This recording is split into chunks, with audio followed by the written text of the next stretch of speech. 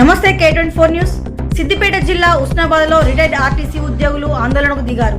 Husnabad RTC bus depot ఎదుట నిరసన కార్యక్రమం చేపట్టిన రిటైర్డ్ ఉద్యోగులు 2017 నుంచి పెండింగ్ లో ఉన్న తమ రిటైర్మెంట్ బకాయిలను వెంటనే విడుదల చేయాలని డిమాండ్ చేశారు.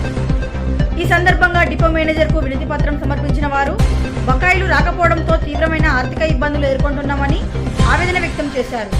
అప్పులు తీర్చలేక అధిక వడ్డీలు చెల్లించాల్సి వస్తుందని తెలిపారు.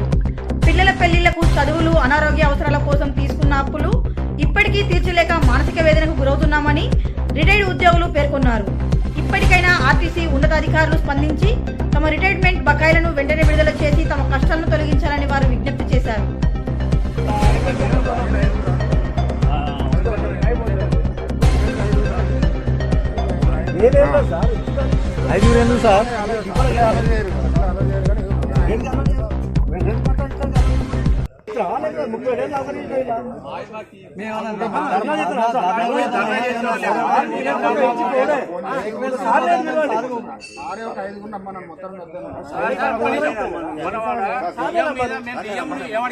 వినతి పత్రం ఇచ్చేందుకు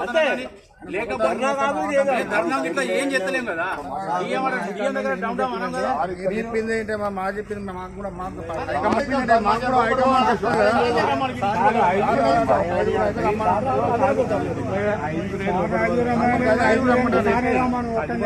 బయటనే ఉంటాం.